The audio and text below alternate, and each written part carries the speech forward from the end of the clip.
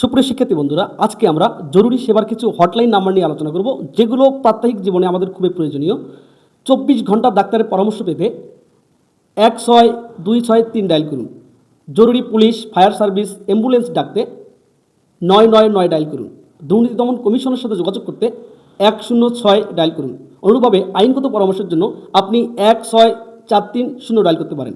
নারী নির্যাতন ও বাল্যবিবাহ রোধে সহায়তা পেতে আপনি 109 ডায়াল করতে পারেন। অনুরূপভাবে শিশুদের সমস্যা রোধের জন্য 1098 ডায়াল করতে পারেন।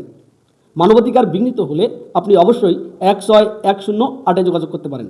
ইউনিয়ন বিষয়ক সকল তথ্য পেতে 16256 ডায়াল করুন। অনুরূপভাবে রেলওয়ে সম্পর্কিত সকল তথ্য পেতে 131 ডায়াল করুন। অনুরূপভাবে জাতীয় পরিচয়পত্র সম্পর্কিত সকল তথ্য জানতে 105 ডায়াল করুন।